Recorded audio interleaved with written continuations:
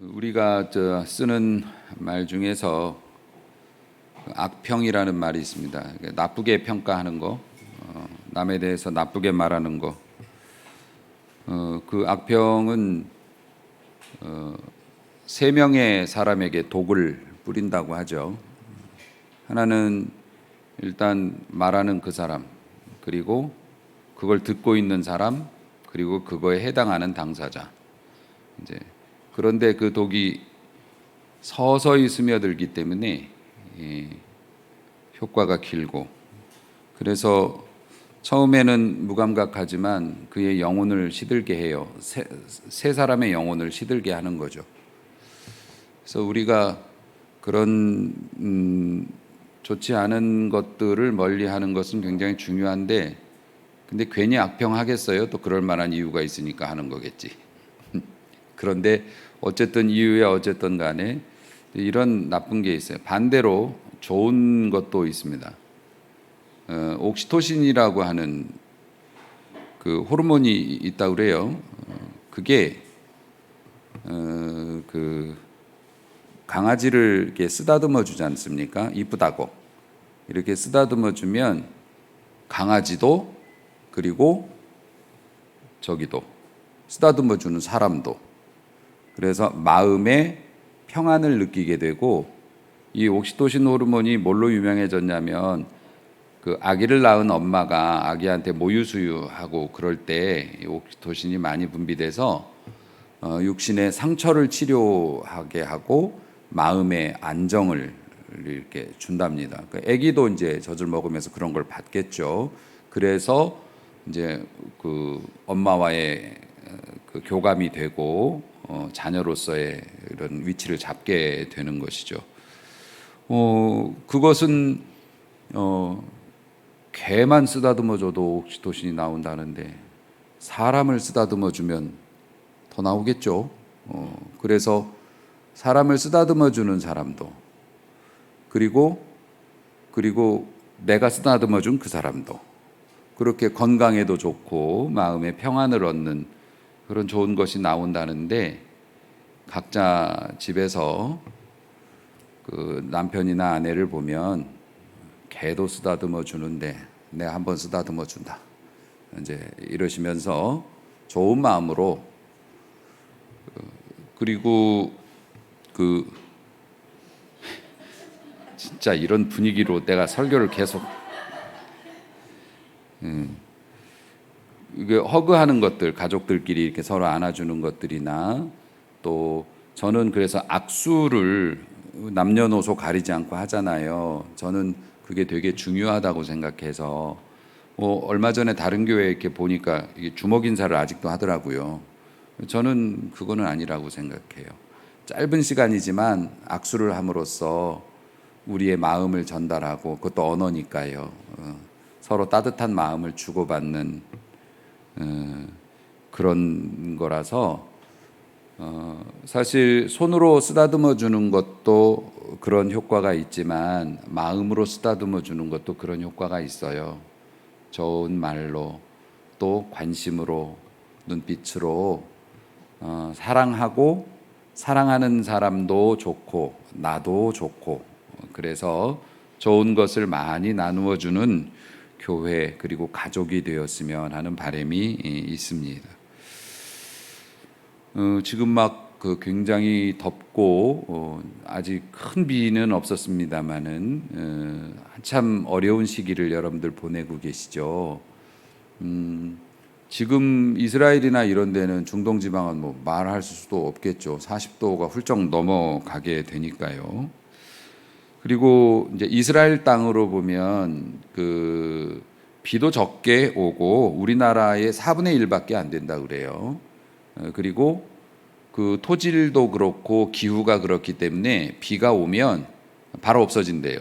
고여 있지를 않고. 그게 성경에서 신명기 11장에 보면 이스라엘 백성에게 하나님께서 명하시면서 너희가 들어갈 땅은 비를 흡수하는 땅이다라고 그렇게 말씀을 해주셨을 정도고, 그러니까 이집트에서는 나일강 물을 퍼다 쓰는, 너희들이 발로 굴러서 퍼다 쓰면 됐으니까 너희들 힘으로 농사를 지을 수 있었지만 이제 너희들 가나안 땅은 비를 흡수하는 땅이고 나일강 같은 거대한 강도 없기 때문에 너희들이 하나님이 주시는 비에 의지해서 살아야 되는데 특별히 하나님과의 관계에 잘해야 된다. 이른 비와 늦은 비의 축복을 받으려면. 그런데 지금 우리의 삶이 그렇잖아요. 우리의 삶은 나일강이 없어요. 그저 하나님이 주시는 은혜로 살아야 되고 또 비를 흡수하는 땅이란 말이에요. 아차하면 모든 걸 뺏기고 아차하면 뒤처지고 또 험악한 영적인 분위기나 사회적인 분위기가 있고 그래서 더욱더 주를 의지하고 살아야 하는데 그렇기 때문에 이스라엘에서 우물이라고 하는 것은 굉장히 중요한 우리가 알고 있는 그런 거하고는 다르죠. 우리는 물이 풍부한 세상을 살고 있기 때문에 그래서 이 우물은 성경에도 많이 기록이 나오죠. 이 우물에 대한 에피소드들이 많이 있습니다. 목축업을 하던 아브라함이 그 자신의 조카 롯과 사이가 나쁜 것도 아니었지만 어쩔 수 없이 헤어질 수밖에 없었던 게 이 우물 때문에 자기 밑에 이제 목자들끼리 막 서로 싸우는 거예요. 우물 가지고 물을 서로 먹이겠다고. 이게 막 다툼이 커지니까 어쩔 수 없이 우리가 갈라서야겠다. 이런 일도 있었고 이삭 같은 경우에도 우물 파는 문제 가지고 주변 사람들하고 충돌이 일어나서 막 무력으로 쳐들어와서 뺏기고 또 파면 또 나오고 뭐 이런 일들도 있었죠. 또 그 아브라함 종이 아들 신부감 찾으려고 고향으로 갔을 때 그 신부감을 만난 곳도 우물이고요. 예수님께서 사마리아 성에서 전도할 때 사마리아 여인을 만난 곳도 우물가였고, 그래서 이 우물은 이스라엘의 삶에 있어서 매우 중요한 역할을 가지고 있었고요. 그런데 그러니까 이스라엘 사람들은 우물 하면 우리하고는 생각이 좀 다른 거죠. 그런데 오늘 본문의 말씀을 보면 선지자 이사야가 하나님을 가르쳐서 뭐라고 얘기하냐면 구원의 우물이다. 그러면 이스라엘 사람들은 이걸 바로 알아듣는 거죠. 우물이 얼마나 중요한 존재고 그게 없으면 죽으니까요. 근데 구원의 우물이다. 이렇게 말씀을 해 주셨어요. 그러니까 오늘 우리가 읽은 본문 12장은 이스라엘이 바벨론에서 이제 포로로 돌아온 다음에 하나님께서 건져내 주신 것에 대해서 감사하고 찬양하는 이제 그런 내용인데, 일단은 뭐가 감사했냐면 바벨론이라고 하는 나라하고 그 이스라엘이라고 하는 나라는 상대가 안 됩니다. 상대가 안 돼요. 그러니까 마치 이집트에서 살고 있던 이스라엘 민족들하고 똑같은 거죠. 그 피라미드를 만들었던 그 무서운 사람들, 그 정치적인 제도, 군사력, 세계를 제패하던 그곳에서 정부도 조직도 없이 그저 그냥 난민처럼 모여 살던 이스라엘 사람들, 상대가 되겠냐고요. 그러니까 우리나라 같은 경우에도 일본의 나라를 빼앗겼는데 군사력으로 일본과 싸워서 일본을 이길 희망과 가능성은 없었던 거 아닙니까? 그런데 하나님께서 이 바벨론에서 포로 생활하던 이스라엘 백성을 회복시켜서 자기 나라로 돌아와서 나라를 건설할 수 있게 해주셨다는 거예요. 돌아온 사람 입장에서 보면 이건 하나님이 하신 일이 아니고는 도저히 설명할 수 없다. 이런 일이 여러분의 삶에서 일어날 수 있기를 축원합니다. 여러분에게 일어났던 좋은 일들을 아무리 곱씹어 생각해봐도 하나님이 도와주지 않으셨다면 이렇게 될 수는 없었을 것 같아. 사실 모든 게 그런 일인데 그런 것들을 여러분들이 더 많이 발견하는 은혜가 있기를 축복합니다. 그러면은 행복해지거든요. 왜냐하면 하나님이 나를 쓰다듬으셨다, 나를 배려해 주셨다라는 걸 느끼는 순간 뭐가 나온다고요? 영적인 좋은 것들이 나온단 말이에요. 그래서 내가 상처도 회복이 되고 그리고 더 건강해지고 행복해지고 편안해진다는 거죠. 특별히 중동 지방에서 우리가 옛날에 영화도 그런 거 보지 않습니까? 사막에서 물 떨어지면 이제 난리 나는 거죠. 이제 사느냐 죽느냐부터 시작해가지고 이제 우물을 찾는 그 과정을 막 영화로 찍을 정도로 그게 그렇게 곤고한 일이고 곤란한 일인데 기적적으로 우물을 발견한 거예요. 이제 죽는구나 싶었는데 저 멀리 우물이 있다. 그러면서 이제 그 기쁨을 노래하고 있어요. 그래서 소망이 없었고 이제 여기서 죽는구나 했는데 하나님께서 갑자기 해방을 시켜주셔서 내 나라 내 땅 내 고향으로 돌아올 수 있게 해주신 거예요. 얼마나 감사했을까. 오늘날 분주한 세상살이 속에서 육신의 일에 몰두합니다. 그럴 수밖에 없잖아요. 세상 사는 게 얼마나 힘든데요. 어린 우리 학생들도 똑같아요. 애들은 애들 나름대로 또 힘든 거예요. 그만큼 어른보다 사고하는 폭이 좁고 세상 물정을 모른다 해도 그들의 세계에서는 그게 제일 힘든 거란 말이죠. 어른들은 그거 가지고 뭘 그러냐, 좋은 학교 안 가도 된다, 세상에는 더 많은 길이 있다고 하지만 그 당시에 그 친구들에게는 그게 어른들의 그냥 하는 얘기로 들리지, 지금 내 친구와의 관계, 지금 성적 이런 것이 너무나 이게 절대적이고 온 우주이기 때문에 스트레스 받는 강도는 나가서 생활하시는 부모님들보다도 아이들이 더 클 수도 있는 거예요. 그러니까 어린 친구들이라고 해서 함부로 이렇게 판단해서도 안 되는 거죠. 또 내가 은혜 받고 내가 풍족하게 산다고 해서 다른 사람의 일에 대해서도 함부로 말해서는 안 돼요. 그 사람이 그 마음의 그릇의 크기가 얼마나인지를 모르는 거잖아요. 그런 걸 가지고 뭘 그래 이렇게 얘기할 수는 없는 게 그분에게 있어서는 마음의 그릇이 조금 작기 때문에 그 문제가 막 너무 꽉 차가지고 다른 걸 못할 수 있는 거지 않습니까? 그래서 우리는 서로를 이해할 수 있도록 내가 먼저 은혜를 받아서 그 사람을 배려할 수 있는 여유가 생겨야 되는 거죠. 이제 그게 없으면 이제 문제가 발생하는 거고요. 그러니까 육신적인 일에 스트레스를 너무 많이 받고 먹고 사는 문제 가지고 고통을 막 당하다 보면 우리가 그리스도인이라는 걸 자꾸 잊어버리게 돼요. 잊어버리게 됩니다. 그래서 구원의 기쁨과 감사가 사실 제일 크고, 그런데 그걸 잊어버려요. 잊어버려서 삶이 저주스럽고 삶이 너무 고통스러운 거죠. 이렇게 계속 이런 식으로 사는 게 맞는가라는 생각을, 나만 그런가라는 생각을 하면서 자꾸 위축되어져 가죠. 마치 광야를 끝없이 걸어가는데 뭐 내비게이션도 없으니까 이쯤 오면 될 것 같은데 여 산 넘어가면은 이제 동네가 보일 거야 했는데 동네는커녕 그냥 눈에 아무것도 안 보이는 그런 상황이 됐을 때 어디까지 가야 되는 건가, 막 이런 생각을 하게 되지 않습니까? 그러면 육신도 지치고 영혼도 지쳐서 메말라 가요. 사람은 그 어느 누구든, 뭐 일국의 대통령이든 아니면 뭐 가장이든 회사 사장님이든 아니면 학생이든 뭐 목사님이든 뭐 누구든 항상 상처를 받게 돼 있어요. 비난을 받고 상처를 받게 돼 있죠. 하지만 그 상처는 어떻게 됩니까? 이제 시간이 지나면 회복이 되고 그렇게 돼요. 그러니까 뜨거운 태양빛을 걸어가면서 습기를 빼앗기는 것과 똑같아요. 근데 우물에서 물을 못 먹으면 메말라 가는 거죠. 지쳐가고 메말라 가는 거죠. 그래서 성도님들이 은혜를 받아야 되는 게, 이 세상은 흡수하는 땅이라고 그랬잖아요. 여러분들이 은혜를 받고 나가도 월요일 화요일도 못 돼가지고 다 흡수가 된단 말이에요.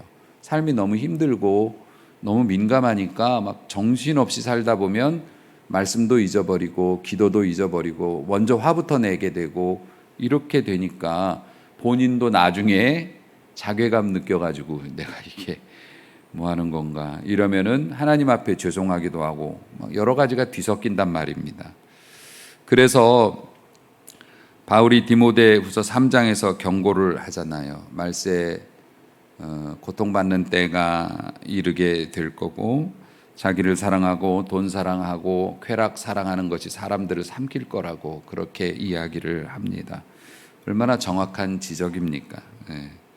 그리고 이 세상이 그런 것들을 더 사랑해야 살 수 있고 그런 걸 사랑하는 사람이 똑똑한 사람이라고 가르치고 있기도 하고요. 그래서 그렇게 막 떠들어대는 세상의 풍조라고 하고 외침이라고 하죠. 돈 벌어야 돼.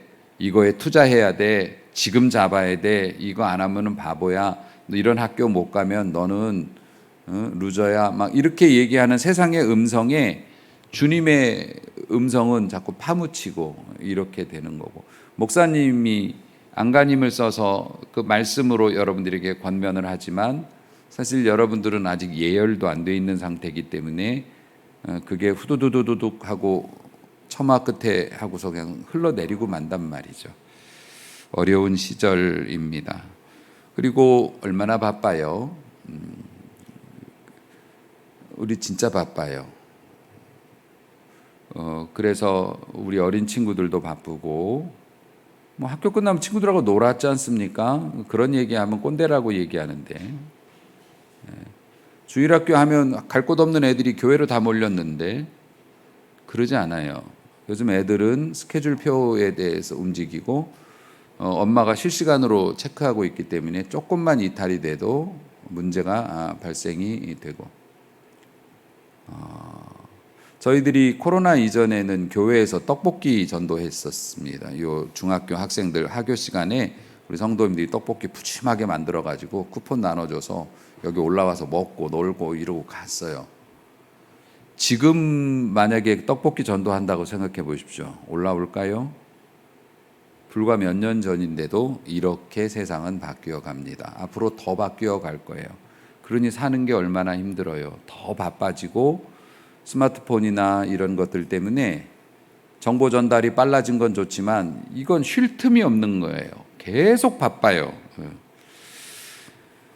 그래서 결국에는 그런 바쁨이 교회까지 들어와서 고작 일주일에 한 번 드리는 예배조차도 행사처럼 급하게 치르고, 저는 뭐 항상 특히 이렇게 이제 연합 예배 드리고 밥이 없을 때는 정말 여러분들의 그 결속과 단합력에 경탄을 금치 못해요. 금세 어디로 갔지?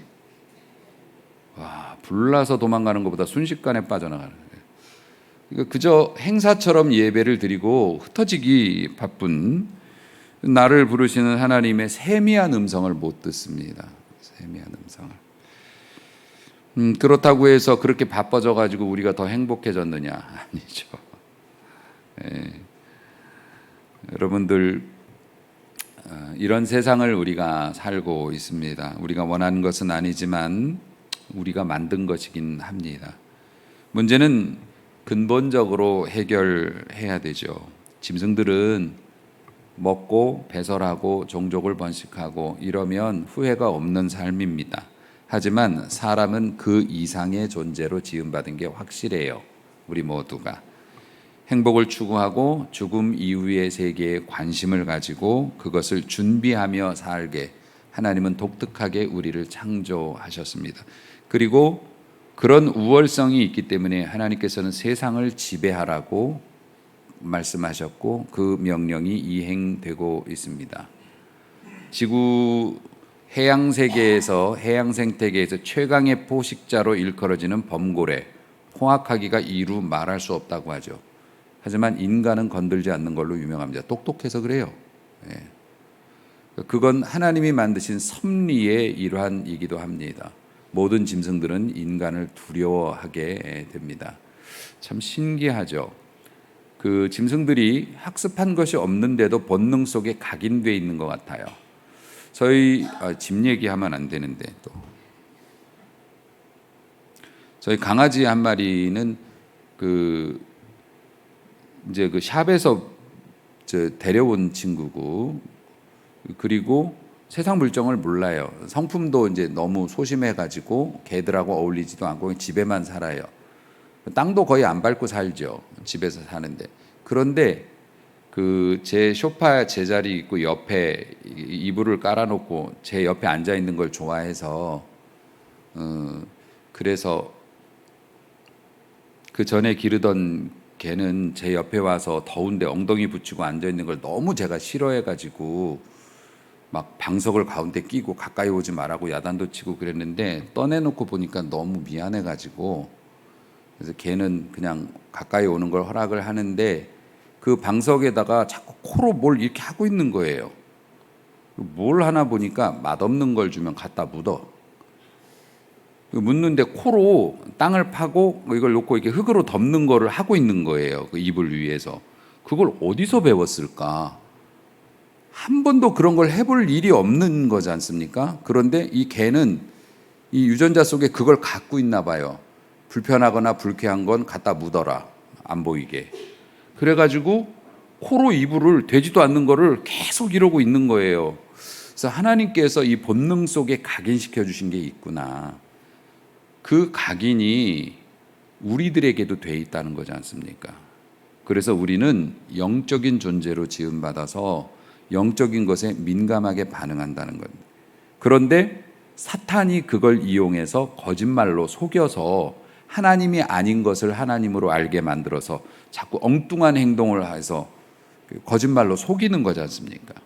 어쨌든 우리는 하나님께서 그렇게 영적인 존재로 창조를 하셨단 말입니다. 그렇기 때문에 일단 우리가 육신이기 때문에 먹고 싶은 거 먹고 높은 자리에 올라가고 싶은 거 올라가고 갖고 싶은 거 갖고 우선 그렇게 하고 살지만 아무리 그걸 해도 목마름이 해결이 안 되는 거지 않습니까? 인간이 그렇게 창조가 안 됐기 때문에. 그래서 결국에는 어떻게 됩니까? 사람들은 혹시 돈이 부족해서 그러나 쾌락이 부족해서 그러나 그러면서 막 계속 그 극단으로 달려가지만 결국 끝을 못 찾고 병들어 죽고 마는 것이 인생이죠. 그래서 이 목마름을 해소하라고 하나님께서 이사야 선지자를 통해서 초청하셨죠. 고난의 세월을 통과하고 그리고도 목마름이 해결되지 않아서 더 고난스러운 삶을 살기를 원하는 그런 우리들에게 초청하십니다. 너희 목마른 자들아 물로 나오라. 그 물이 뭡니까? 우리 하나님이 구원의 샘물이잖아요. 하나님께 나오라. 돈 없는 자도 오라. 전당포 찾아가고 돈 빌리러 다니는 것보다 하나님께 나오는 게 낫다. 목사님 돈 없어 보신 적 없으셔서 모르시죠? 라고 말하지는 않을 것 같아요. 너희는 와서 사 먹어라. 근데 돈 없이 값 없이 와서 포도주와 젖을 사라. 포도주와 우유는 이스라엘 사람들의 생존의 두 가지의 가장 중요한 요소예요. 우유 같은 거는 이제 먹는 양식이고 포도주는 즐거움을 주는 거지 않습니까? 그냥 먹고 사는 것만 해결되는 게 아니라 즐거움도 얻을 수 있다. 너희는 어찌하여 왜 진정한 음식이 되지 양식이 되지 못할 것을 위해서 그렇게 너의 삶을 허비하느냐. 주님이 그렇게 외치고 계시는 거예요. 진짜 만족시켜주지 못하는 것을 따라다니느라고 왜 그 소중한 인생을 낭비하는가. 너희가 좋은 것을 먹을 거다. 어떻게 하면? 구원의 샘물로 나오면. 그러면 너희의 마음이 기름진 것, 풍요로움 때문에 즐거워하게 될 것이다. 너희는 귀를 기울이고 나에게 나와서 들으라. 자, 하나님께서 나한테 와라. 나한테 오는 게 진짜 행복하다. 너희를 진짜 행복하게 해주지 못할 것을 왜 그렇게 쫓아다니느냐. 나에게 나오라. 그러면 우리는 얘기하잖아요. 하나님께 나오는 게 뭐예요? 라고 물어볼 거 아닙니까? 이 교회 안 빠지면 되는 거예요? 제발 그러시던가. 그것만 해도 진짜 귀중한 일이죠. 예. 그런데 여기 말씀 속에 나와 있잖아요. 나에게 나와서 들으라라고 돼 있잖아요. 하나님의 뜻을 들어보라는 거예요. 그게 하나님께 나오는 거예요. 하나님은 말씀이시니까요. 말씀으로 역사하시니까. 그러니까 우리가 하나님을 찾아다닐 필요가 없는 건데 하나님의 말씀을 제대로 들려줄 수 있는 곳을 찾으라는 거죠. 여러분이 집에서 성경책을 계속 보는 것도 이제 소중한 일이지만 말씀을 해석하고 하나님의 마음을 전달해 줄 수 있는 곳을 찾으라는 거죠. 영적인 생활에 좀 더 집중하라는 겁니다. 예수님도 말씀하시죠. 누구든지 누가 됐든지 간에 네가 어떤 상황이었든 과거가 무엇이었든 현재가 어떻든 간에 목마르냐? 내게 나오라. 그래서 내게로 와서 마셔라. 나를 믿는 자는 성경에도 약속했듯이 그 배에서 생수의 강이 흘러나리라. 예. 사랑하는 성도 여러분, 근데 많은 사람들이 너무나 쉽게 나누어 주니까 그거를 귀한 줄 모르고 흘려버리고 있다는 거죠. 사실 인생 성공하는 비결이라고 가르쳐 주는 분들 많은데요. 일단은 그 인생을 잘 먹고 잘 사는 것보다 천국 가는 것, 하나님 앞에 부끄럽지 않게 사는 것이라고 결론을 지을 때, 만약에 그러길 원한다면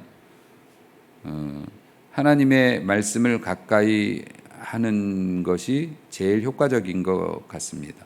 그런데 여러분들은 스스로 성경을 잘 읽으시진 않잖아요. 우리 교회는 성경을 많이 읽으시는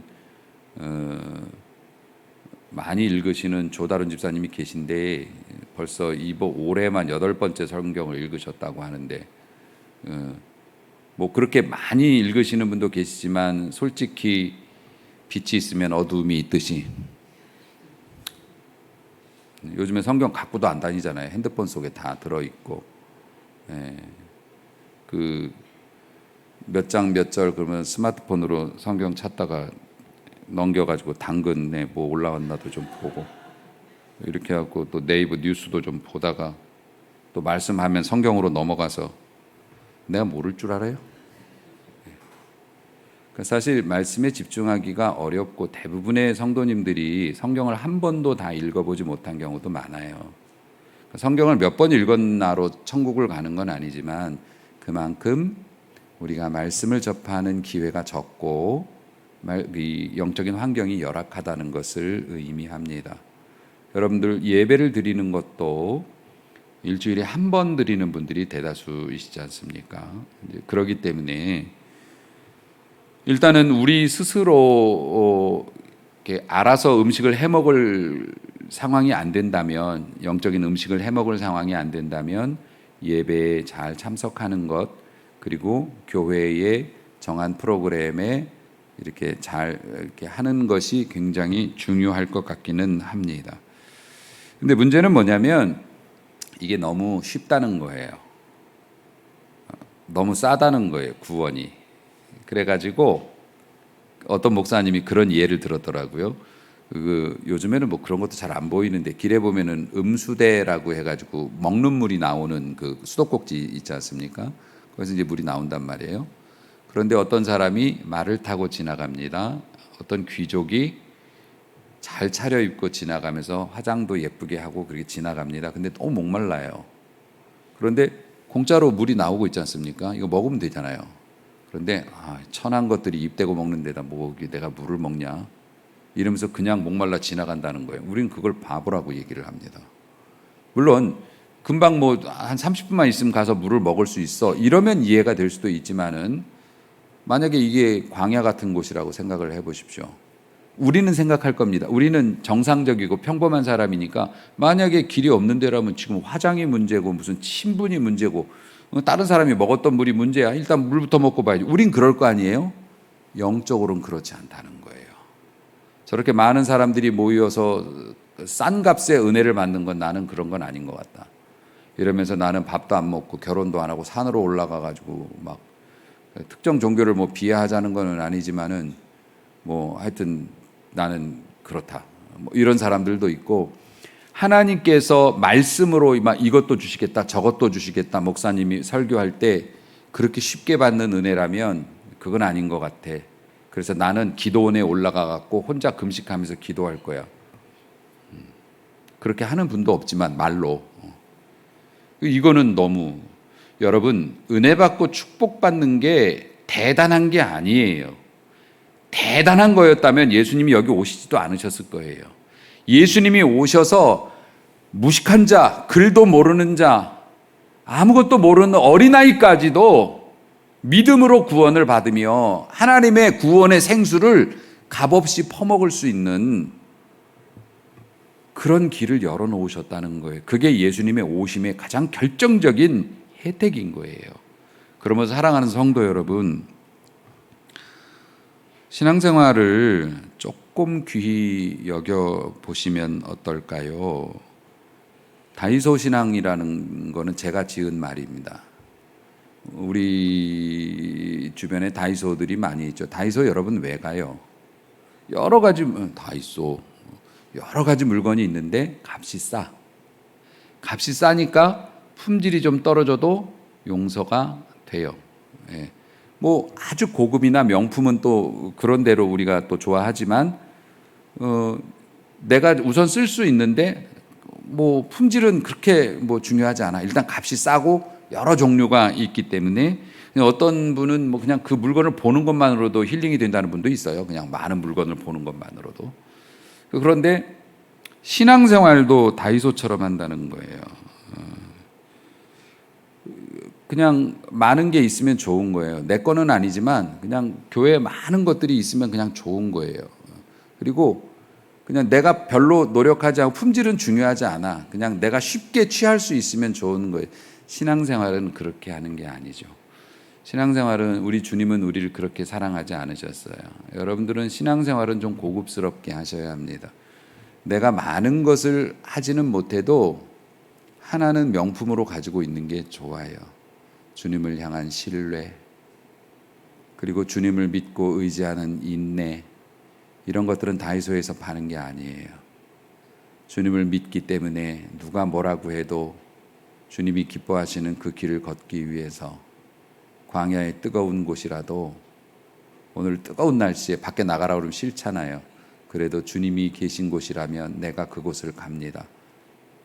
송명이라고 하는 시인이 그 시를 지었잖아요. 그 찬양으로 유명해졌죠. 나 가진 재물 없으나, 나 남이 가진 지식 없으나, 나 남에게 있는 건강이 있지 않으나, 나는 그런 거 없다. 하지만 나는 남이 갖지 못한 것을 가진 게 있다. 남이 못 본 것을 보았고, 남이 들어보지 못한 음성을 들었고, 남이 모르는 걸 내가 깨달았다. 그래서 내가 만난 하나님, 그 사람이 뇌성마비잖아요. 그 여성분이신 걸로 알고 있는데 그 인생이 뭐예요?